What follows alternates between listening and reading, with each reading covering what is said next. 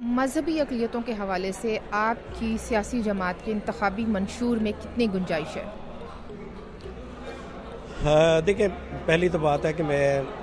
ابھی نئی میں نے جماعت جو ہے جوائن کی ہے، تو اس کے حوالے سے تو مجھے ابھی اس کے بارے میں پوری طرح نہیں ہے، کیونکہ ہمارا اختلاف رائے جو تھا وہ پرویز لائی کے ساتھ تھا، اور ہم نے ایک اسلامک کنٹینٹ کا نوٹیفیکیشن کیا تھا کہ اسلامک کنٹینٹ جو ہے وہ صرف اسلامک اسٹڈی میں ہونا چاہیے، تو اس حوالے سے ہمارا ان کے ساتھ پھڈا پڑا۔ تو ابھی چونکہ میں نون لیگ میں نے جوائن کی ہے، لیکن اس کے منشور کے حوالے سے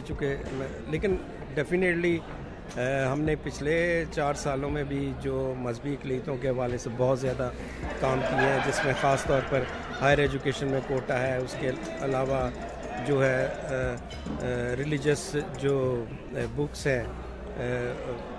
وہ ایک سیپریٹ جو کیریکولم دیا ہے منارٹی کے بچوں کے لیے، پھر ہیٹ سپیچز کو ہم نے 188 بک سے ختم کیا ہے، مٹیریل کو پنجاب ٹیکسٹ کی بک سے۔ تو اس کے علاوہ اور بہت لاتعداد کام، لفظ جو عیسائی تھا جو ہر جگہ لکھا پڑھا جاتا تھا، اس کو ہم نے چینج کروایا تمام ریکارڈز میں، مطلب لفظ مسیح اس کی جگہ آیا۔ تو اس طرح کے بہت سارے کام ہیں جو ہم نے کیے تھے، تو یقینی طور پر اس نئی پارٹی میں ہم کوشش کریں کہ زیادہ سے زیادہ جو سر، ہمارے ہاں جو الیکٹورل پروسیس ہے، اسی انتخابی عمل میں جس طرح سے جنرل نشستوں پر مذہبی اقلیتوں کو تھوڑا سا اگنور کر دیا جاتا ہے، ان کی ریپریزنٹیشن کو، اس حوالے سے آپ کیا رائے رکھتے ہیں؟ دیکھیں، اس سے جو پہلا سسٹم تھا اس میں تو اس سے بہت زیادہ اگنور کیا جاتا تھا۔ یہ سسٹم تو پھر بھی میں سمجھتا ہوں کہ آپ کا جو آپ کی کانسٹیٹوئنسی کا MNA MPA آپ کو پوچھ لیتا ہے، آپ سے ہاتھ ملا لیتا ہے، لیکن جو سیپریٹ الیکشن کا جو سسٹم تھا اس میں تو آپ کا جو لوکل MP MN ہے وہ آپ سے ہاتھ ملانا گوارا نہیں کرتا۔ نہیں سر، میرے پوچھنے کا مطلب یہ ہے کہ ایک نشست ہے، ایک حلقہ ہے جہاں پر پارٹی کو پتا ہے کہ میں یہاں سے ہم کسی کو بھی ٹکٹ دیں گے وہ جیت جائے گا، تو وہ جب کسی کو ٹکٹ دیتے ہیں یا جب آپ کو پتا ہے کہ ہم یہاں سے جیت سکتے ہیں، تو وہاں سے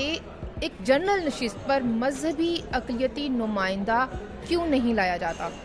دیکھیں، یہ بدقسمتی ہے ہماری سیاسی پارٹیوں کی کہ سیاسی پارٹیوں کے جو مائنڈ سیٹ ہے وہ ابھی تک وہی ہے۔ یہاں پہ بدقسمتی ہماری منارٹی کی بھی یہ ہے کہ ہم یونائٹ نہیں ہیں۔ ہمارے یہاں اگر یوحنا آباد کی آبادی جو ہے وہ تقریباً 1,60,000 کے قریب ہے، اور وہ اتنا زبردست ڈیسائیڈنگ ووٹ ہے کہ وہاں منارٹی کا MNA MPA آسانی سے جیت سکتا ہے، لیکن بدقسمتی یہ ہے کہ ہمارے ناتفاقی ہونے کی وجہ سے وہاں پہ کوئی کونسلر نہیں جیت سکتا، اور ہم بار اب سیاست میں ووٹ ڈال کے لوگوں کو اتنی اویئرنیس آ گئی ہے کہ ہر طرف پیسہ ہی چل گیا ہے۔ اس کے مقابلے میں آپ اگر سندھ میں چلے جائیں تو سندھ میں کچھ پھر بھی میں سمجھتا ہوں کہ ہندوؤں کا سسٹم زبردست ہے، وہ جہاں اکٹھے بیٹھے ہیں کم از کم وہاں 1-2 MPA تو اپنا الیکٹ کروا لیتے ہیں، لیکن پنجاب میں ابھی اس چیز کی بہت زیادہ کمی ہے۔ سر، فورسڈ کنورژن اور کم عمری کی شادی معاملہ کہیں نہ کہیں انٹر کنیکٹڈ ہے، عمر کا تعین کرنے کے حوالے سے پنجاب ابھی تک پیچھے کیوں ہے؟ دیکھیں، سب سے پہلے آپ نے راجہ بشارت صاحب میرے دور میں لا منسٹر تھے، تو ہم نے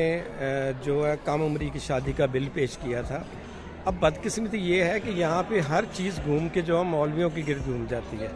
ہمارا بل جو ہے اسلامی نظریاتی کونسل میں بھیج دیا گیا ہے۔ اب مجھے نہیں پتا کہ علماء کرام کو اس میں کیا اعتراض ہے۔ ایک صوبے میں 18 سال کا آلریڈی بل جو ہے چائلڈ ریسٹرینٹ میرج جو 2013 میں سندھ میں ہو چکا تھا، وہ جب ہو چکا ہے تو پنجاب میں 16 سے 18 کرنے میں کیا حرج ہو سکتا ہے، لیکن ہمارے بالکل اٹھا کر وہ انہوں نے اسلامی نظریاتی کونسل کیا، اور جو کہ ابھی تک ان کے پاس پڑا ہے۔ اور اس کے ساتھ ساتھ میں سمجھتا ہوں کہ علماء کرام سے زیادہ ہماری کرسچن کمیونٹی میں مسائل ہیں۔ ہمارے جو مین سٹریم چرچ ہے ان کے اپنے قوانین میں بھی 13 سال کی بچی کی شادی لکھی ہے ابھی تک، وہ 150 سال پرانا ہے، اس کو بھی نہیں یہ تبدیل کر سکے۔ تو بنیادی بات یہ ہے کہ جتنے جو ریلیجس جو ایکٹر ہیں ان کو بھی چاہیے کہ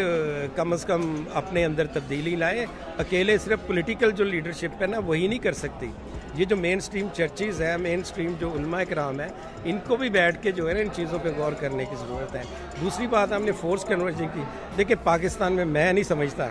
کہ ہمارے لیے کوئی اتنی زیادہ انوائرمنٹ بہتر ہے کہ ہم فورس کنورژن جیسے یا بلاسفیمی جیسے بل لا سکیں۔